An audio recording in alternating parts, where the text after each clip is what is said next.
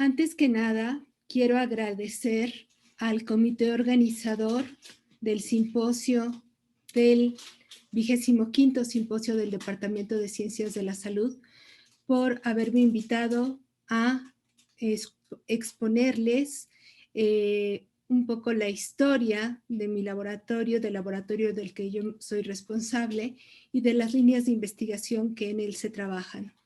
Entonces, aquí les presento en esta primera diapositiva las líneas de investigación, que son estudios fisiológicos y moleculares de la germinación de semillas y maduración de frutos, la aplicación de distintas tecnologías de conservación post cosecha, la extracción de compuestos bioactivos empleando tecnologías no convencionales amigables con el ambiente y la evaluación de los efectos de los compuestos bioactivos y antioxidantes que hemos extraído de distintas fuentes vegetales y que los hemos probado también en distintos modelos, tanto animales como líneas celulares.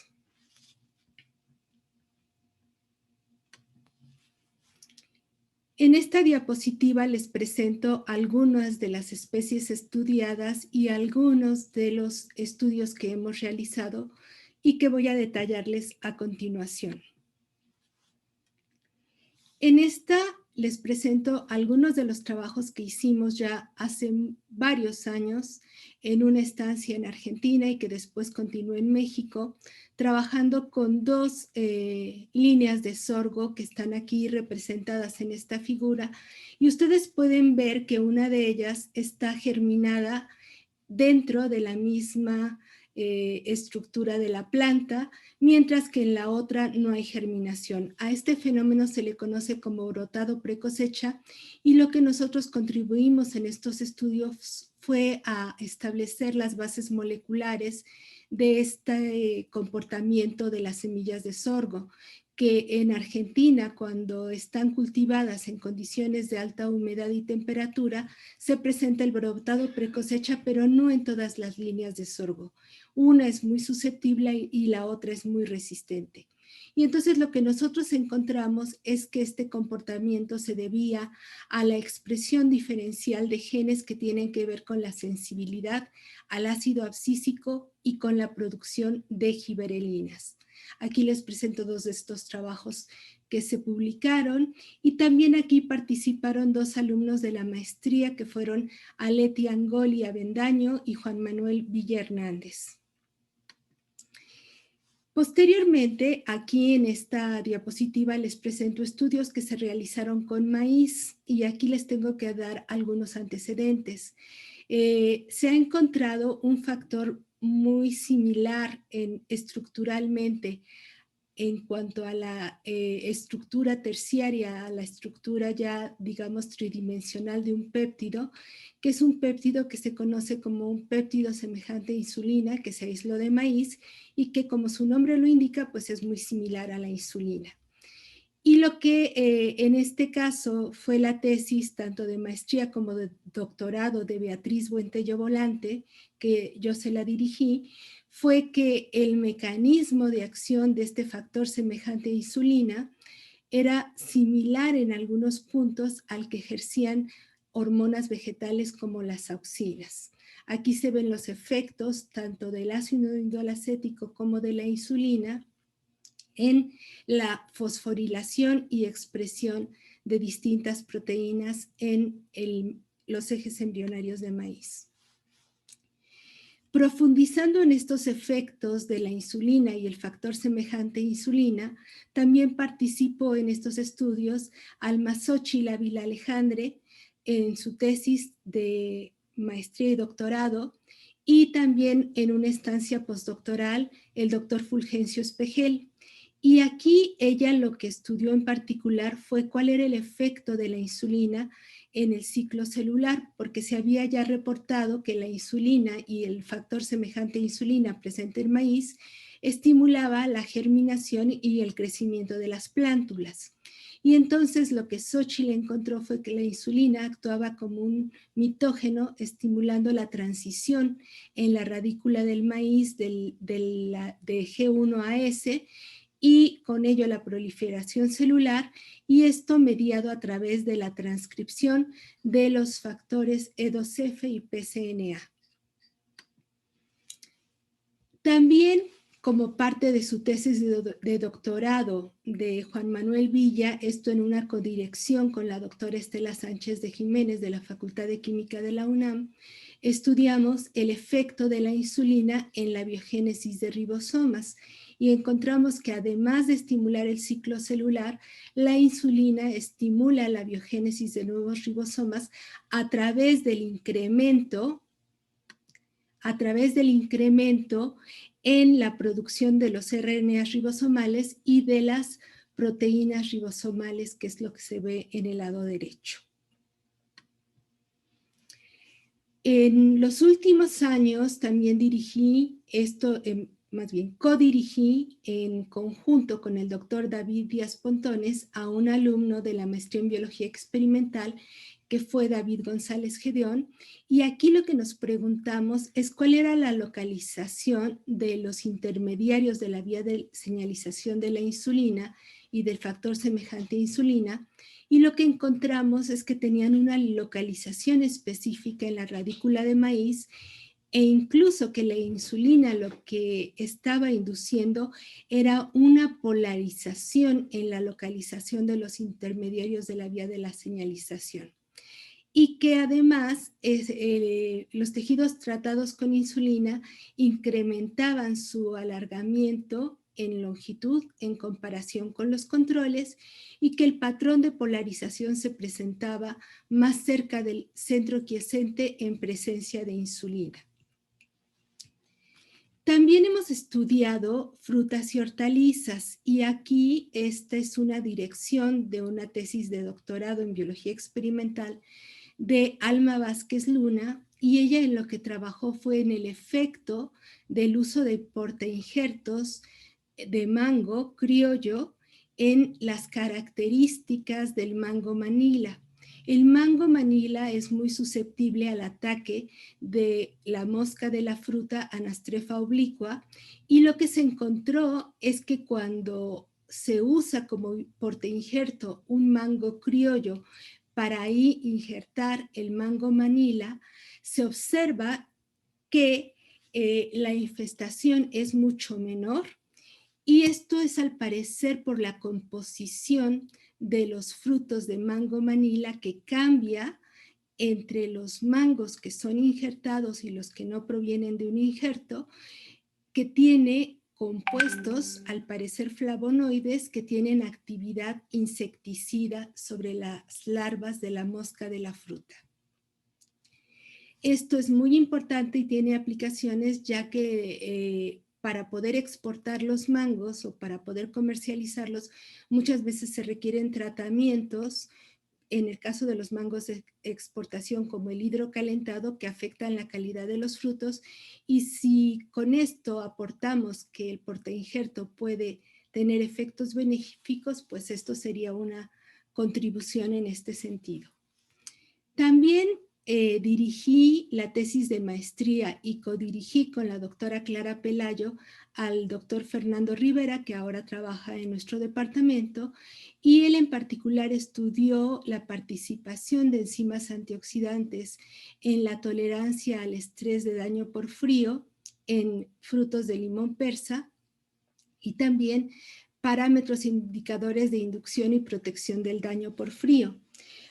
Los frutos, aquí quiero dar una pequeña introducción, que los frutos tropicales y subtropicales pues presentan susceptibilidad al almacenamiento refrigerado, presentando daño por frío.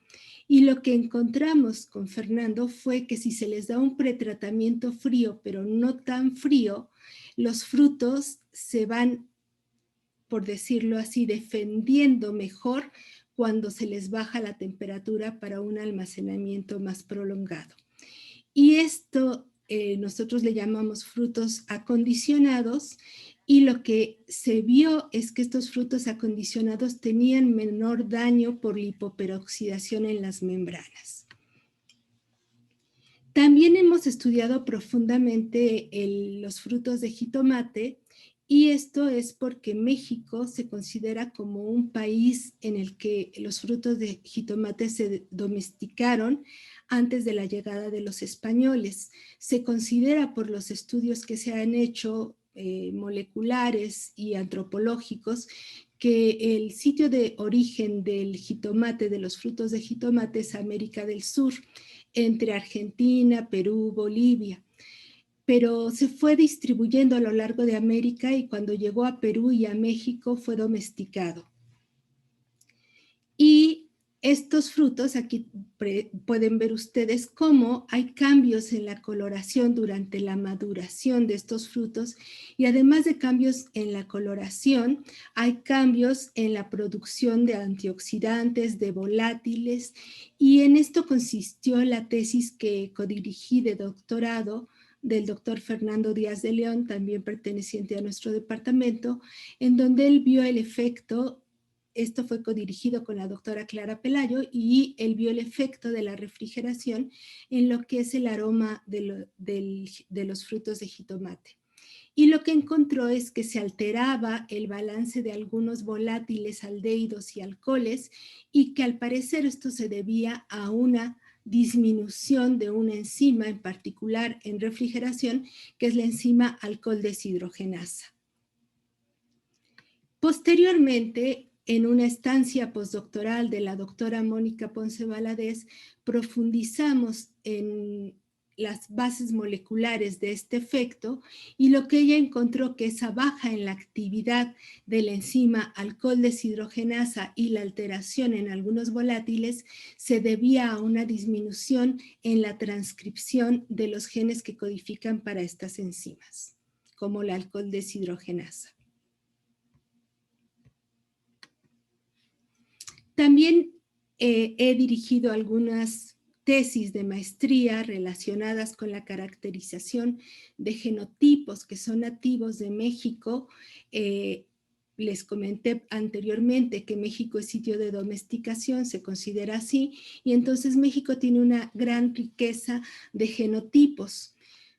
Actualmente muchos de los genotipos comerciales han perdido las características de sabor, es decir, el gusto y el aroma que tenían los frutos originales.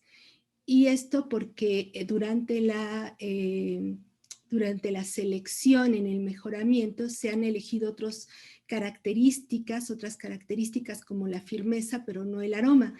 Y ahora lo que se está pretendiendo es recuperar estas características de aroma y de gusto de los frutos de jitomate, y pues para ello se está recurriendo a la caracterización de genotipos nativos en sitios en donde hay todavía una gran diversidad de estos, como México. También dirigí la tesis de doctorado en biotecnología de Cristian Vela Hinojosa, y aquí justamente es la caracterización de distintos genotipos nativos con distintas coloraciones, y del lado derecho son estudios de la análisis sensorial con un panel de jueces entrenados para caracterizar qué tanto les gustaba el sabor, el aroma de estos frutos, ¿sí? Cuál era su gusto y cuál era su aroma. Y aquí es un análisis de componentes principales en donde agrupamos cuál era la percepción de los jueces acerca de estos frutos y cómo los agrupaban. Esta es una publicación. Aquí lo que nos preguntamos es cómo se estaban alterando el balance de antioxidantes, y se hizo un análisis de la expresión de los genes que codifican para algunas enzimas de la biosíntesis de carotenoides y de tocoferoles, que son algunos de los principales antioxidantes presentes en los frutos de jitomate. Esta es otra publicación, y también se agruparon el contenido de antioxidantes y la coloración de los frutos en esta publicación. Esta es una tercera publicación de Cristian, en donde se analizó cuál era mediante microscopía de barrido y también mediante microscopía de luz, cuál era la composición y la estructura de la superficie de estos frutos y encontramos diferencias significativas e interesantes de continuar analizando. Este es otro estudio en jitomate que fue parte de una estancia de una alumna de licenciatura, Rigel Salinas, en Argentina, con el doctor Fernando Carrari, con el que continuamos colaborando, que es un gran amigo mío, y con la doctora Magdalena Rossi de la Universidad de Sao Paulo. Y aquí este es un trabajo entre distintas instituciones, Alemania, México, Argentina, Brasil, Francia, en donde se estudió un posible receptor de la vitamina E y cuando se silenciaba el gen que codifica para este potencial receptor, lo que se vio es que los cloroplastos, aquí tenemos una micrografía de los cloroplastos en forma en la planta silvestre, y cuando se silenciaba el gen del potencial receptor de la vitamina E, se veía que los cloroplastos se desorganizaban. Y en esas líneas silenciadas había mayor daño por lipoperoxidación en las membranas, que es una de las funciones que se le ha adjudicado a la vitamina E en las plantas. Estos estudios se hicieron en hojas de las plantas de jitomate.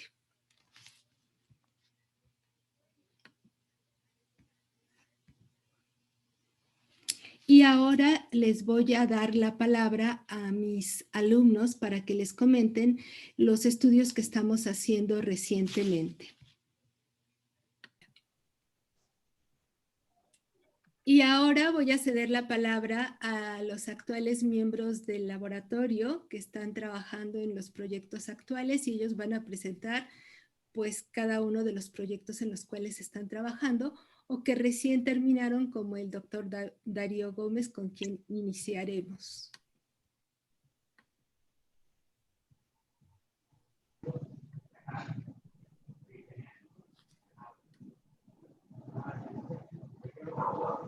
Adelante.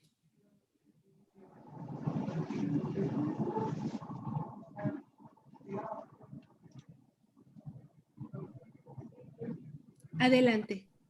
No te estamos escuchando, Darío.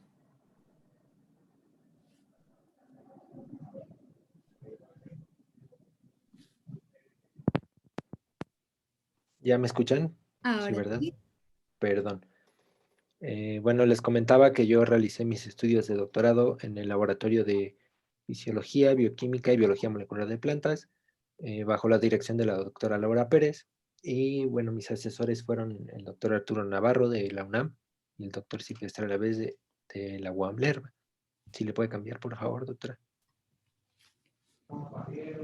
Bueno, simplemente aquí les quiero comentar un poquito que recientemente se tiene ya bien estudiado, bien aceptado, que la participación de las especies reactivas de oxígeno en distintas enfermedades. Y bueno, la manera en que estas enfermedades se pueden contrarrestar, pues es con el uso de diferentes compuestos de origen natural. Entonces, por favor, la siguiente. Los compuestos de origen natural que yo estudié fueron extraídos de tanto de achiote, Vixia orellana, como de jitomate, Solanum lycopersicum. Entonces, estas dos fuentes son ricas en carotenoides y en compuestos de la familia de la vitamina E. Ambos tipos de compuestos tienen propiedades antioxidantes. ¿Le puede cambiar, por favor? Entonces, los compuestos que encontramos nosotros en las fuentes vegetales se pueden utilizar ya sea directamente de los frutos. Sin embargo, esto tiene diversos inconvenientes, como por ejemplo la concentración u otros componentes que estén presentes en ellos. Una de las mejores maneras para aprovecharlos es mediante su extracción y posterior estandarización. Para poder extraerlos tenemos tecnologías que llamamos convencionales y tecnologías no convencionales. Las no convencionales en general son más eficientes y también más amigables con el ambiente. Por favor, la siguiente. Después, para evaluar la funcionalidad de los compuestos que queremos nosotros utilizar, ya sea como tratamientos o como prevención de enfermedades, pues tenemos distintos acercamientos. Entre ellos están los métodos in vitro y los métodos in vivo. Aunque ambos tienen diferentes ventajas y desventajas, los métodos in vivo serán siempre o tendrán siempre mayor relevancia biológica. Ujú. Entonces, recientemente en el laboratorio se implementó el uso del modelo de Caenorhabditis elegans, que es un nemátodo muy utilizado actualmente para medir actividad biológica de diferentes compuestos y también para medir o estudiar el proceso de envejecimiento. Si le puede cambiar, por favor. Bueno, durante el trabajo que yo desarrollé en el laboratorio, logramos publicar 3 manuscritos que tienen que ver con el trabajo experimental. En el primero lo que se hizo fue estudiar varias accesiones de achiote y cuáles eran los efectos del tratamiento de sonicación para extraer los compuestos bioactivos. En el segundo se estudió una sola accesión, la que tenía mayor cantidad de compuestos bioactivos, y el trabajo consistió en optimizar la extracción de estos compuestos. Y en el tercer trabajo, lo que se estudia fue ya el efecto de estos extractos obtenidos sobre el nemátodo de C. elegans, donde se encontró que los extractos eran capaces de incrementar el periodo de vida, la resistencia a distintos tipos de estrés, y que estos efectos estaban relacionados principalmente con el contenido de delta-tocotrienol, que es la vitamina E. Y bueno, adicionalmente, también se estudiaron los mecanismos que estaban involucrados.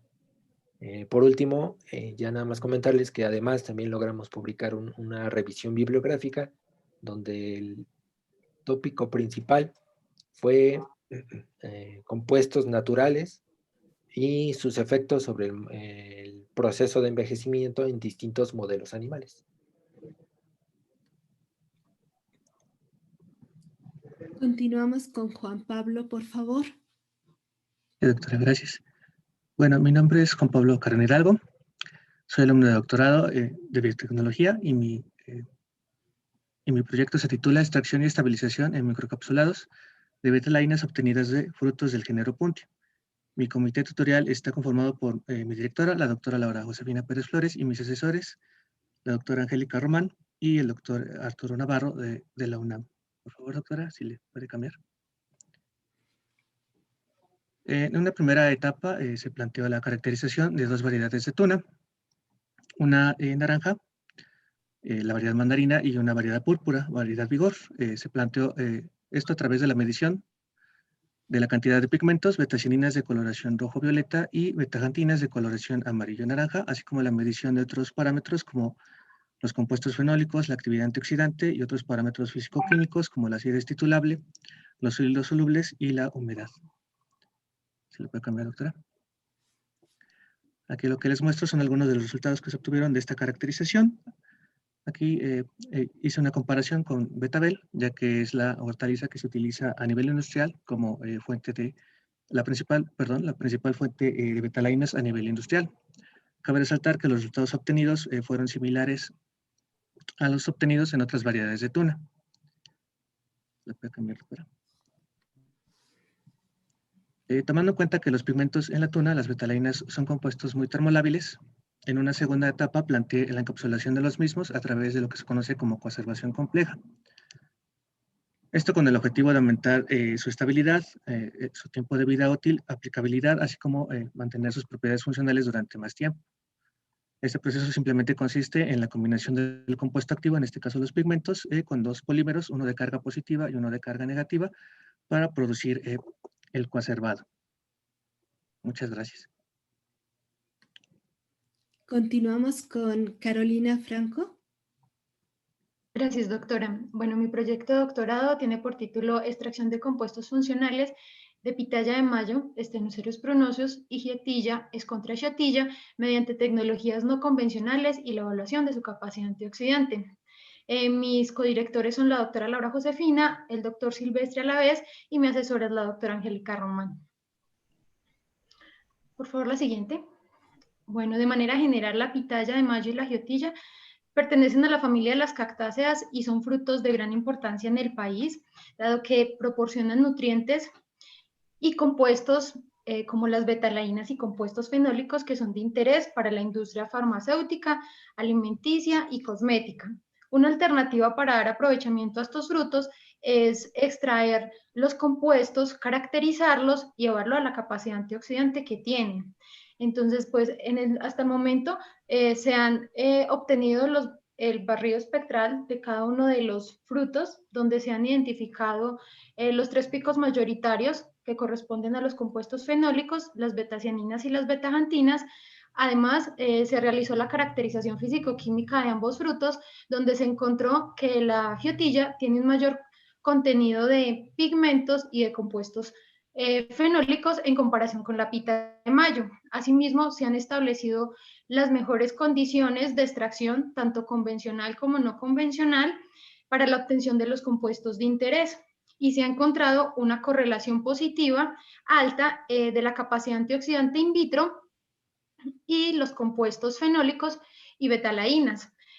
Lo que sugiere que estos dos grupos de compuestos son los que están principalmente relacionados con la actividad funcional de los frutos. Actualmente se está evaluando el efecto protector que tienen los extractos en C. elegans frente a diferentes condiciones de estrés. Gracias, Carolina. Gracias, doctora. Continuamos con Omar Yarim. Sí, gracias, doctora.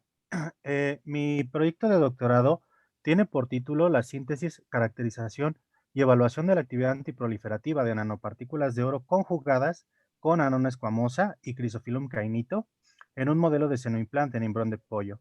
Este proyecto está dirigido o codirigido por la doctora Laura Josefina Pérez Flores de UAM, el doctor José Alberto Mendoza de UACM y bajo asesoría de la doctora Clara Mabel Fragoso Serrano de la UNAM. ¿Le puede dar la siguiente, doctora? Gracias. Anteriormente ya en el proyecto de maestría habíamos determinado que estas dos cáscaras, los extractos de cáscaras de estas dos frutas, de la anona escuamosa y de Chrysophyllum cainito, tenían un efecto antiproliferativo, esto medido en 2 líneas celulares, y también mucho antes, durante la licenciatura, también en otro grupo de trabajo demostramos que las nanopartículas de oro también exhiben este efecto antiproliferativo, sin embargo, también tienen este efecto de inhibir la invasión a otros tejidos. ¿Le puede la siguiente, por favor, doctora? Gracias. Ahora, en el proyecto de doctorado lo que se plantea es justamente unir estos dos conocimientos de maestría y licenciatura, que es unir estos dos extractos de estas dos frutas a una nanopartícula de oro, lo que se llama conjugación. Esto nos daría un resultado, ¿sí?, de una nanopartícula conjugada con estos extractos, de los cuales ya hemos obtenido algunos resultados. Como vamos en la parte superior central, tenemos ya la síntesis de las nanopartículas con los colores característicos de las asociaciones a cada uno de los extractos, y abajo tenemos también algunos resultados sobre absorbancia, estabilidad y también sobre la propia morfología de las nanopartículas. ¿Esto para qué? Bueno, para que en una futura aplicación, ¿sí?, puedan ser aplicadas, valga la redundancia, hacia un modelo de cáncer que en este caso es un senoimplante en un embrión de pollo, ¿sí? Esto igual en líneas celulares y la ventaja de este modelo de cáncer es que nos permite ser mucho más representativo que una caja Petri. Eso sería todo. Gracias. Muchas gracias, Omar. Continuamos y por último con David. Gracias, doctora. Bueno, como ya lo mencionó la doctora, mi nombre es David Alejandro Guzmán Hernández y actualmente soy alumno del doctorado en Ciencias Biológicas y de la Salud y me encuentro realizando el proyecto de investigación, el cual se titula Efecto del estrés oxidante en la viabilidad, germinación y vigor de semillas de esconcha chotilla y estenoceros prinosos. Este proyecto está a cargo de la doctora Laura Josefina Pérez Flores, el doctor Juan Manuel Villa Hernández, con la asesoría de la doctora Claudia Barbosa Martínez. Este proyecto tiene como objetivo estudiar la participación del daño por estrés oxidante y los mecanismos antioxidantes y de reparación en la viabilidad y vigor de semillas de 2 especies de cactáceas almacenadas ex situ y enterradas in situ por diferentes periodos de tiempo. La que sigue, doctora, por favor. Este proyecto de doctorado es continuación de la tesis de maestría, en la cual uno de los objetivos fue evaluar el tiempo en que las semillas mantenían su viabilidad tanto en condiciones ex situ, en bancos de semillas artificiales, y cuando se almacenan de forma natural en semillas en el suelo, en donde se observó que las semillas de ambas especies en condiciones ex situ mantienen su viabilidad por un periodo mayor a los 8 años, mientras que en condiciones in situ, esta disminuye en un periodo de 2 años.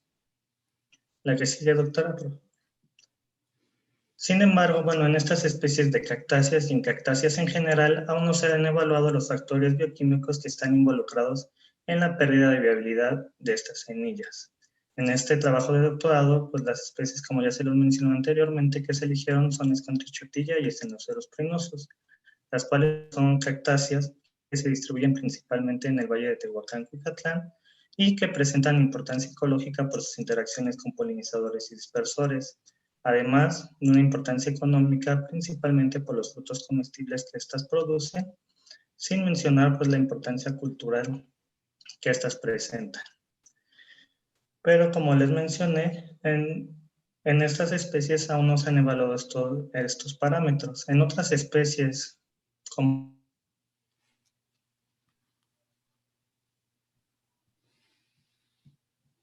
la pérdida de viabilidad, sin embargo, en cactáceas no se ha hecho. Y esto sería de gran importancia. La que siga, doctora, por favor. Debido a que, como ya saben, las cactáceas es uno de los grupos más diversos en México, y no solo en México, sino tanto en América y en el mundo, con 63 géneros y 670 especies, de las cuales 518 son endémicas. Sin embargo, pues, también es una de las familias con mayores problemas de conservación, por lo que estudiar la participación del acero en el envejecimiento de semillas de cactáceas proporcionaría datos fundamentales para evaluar las amenazas que enfrentan las diferentes especies en su hábitat natural, como podría ser el cambio climático, así como para proponer estrategias adecuadas de conservación, tanto ex situ como in situ. Hasta el momento en este proyecto ya se han obtenido resultados, como puede ser, y aquí se observa la viabilidad, donde observamos que en condiciones ex situ se mantiene elevada, mientras que en condiciones in situ disminuye en un periodo de 2 años. Esto, por favor, la que sigue, doctora, se ha relacionado con diferentes parámetros que ya se han evaluado, como es el contenido de proteínas, proteínas oxidadas y la actividad de algunas enzimas antioxidantes como es la catalasa. Hemos observado que para ambas especies, a medida que la viabilidad disminuye, también lo hace el contenido de proteínas y la actividad de la catalasa. Y a su vez hay un incremento en la cantidad de proteínas oxidadas. Aún faltan algunos parámetros por determinar, en los cuales están trabajando para tener un mayor conocimiento de lo que está sucediendo con el envejecimiento de estas semillas, tanto en condiciones ex situ e in situ, y pronto espero obtener pues mayor información al respecto. Entonces, por mi parte sería todo. Muchas gracias, David. Y entonces ahora yo les voy a hablar de otro proyecto que está iniciado, está en proceso, pero pues debido a la pandemia no se ha podido retomar.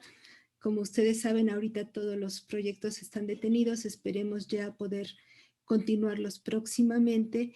Y este trabajo es el efecto de la insulina en la germinación de semillas que han sido de maíz, que han sido deterioradas por envejecimiento acelerado, y lo está llevando a cabo el alumno de la maestría en biología experimental, Yacel Pimentel López.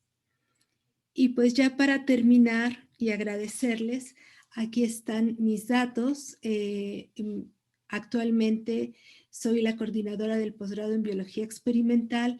Me encuentro en el edificio W, en el laboratorio W206. Aquí está mi correo institucional y las colaboraciones que tenemos con distintos investigadores de UAM Iztapalapa, de UAM Lerma, de la UNAM, tanto en la Facultad de Química como de Ciencias, con el Colegio de Posgraduados, la Universidad Autónoma de Chapingo, la Universidad Autónoma de Aguascalientes, Universidad de Guadalajara, Cinvestav Oaxaca, Instituto de Concal en Yucatán, Centro de Investigación Científica de Yucatán, la Universidad de Buenos Aires, Argentina, y la Universidad de Sao Paulo en Brasil. Y pues no me resta más que agradecer su atención y quedar a sus órdenes para cualquier información. Muchas gracias.